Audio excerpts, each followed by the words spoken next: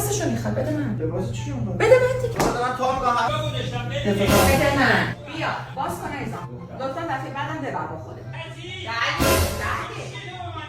چی؟ چی شده مسخره اینجوری شده؟ بیا کن اینجا رو. زهر من ببینم. به دست کار توی نه؟ باشه.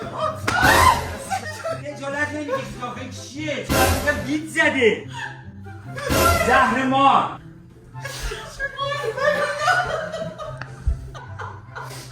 من درستش میکنم. دو تا چسب زخم میزنی روشش. اصلا دست تیشرت چرا داغون کردی؟ سوپر نشد. لباسم تیز شده.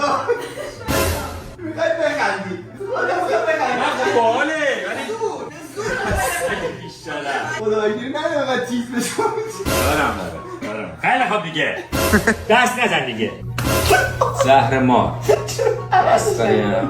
دست بکش که نبینم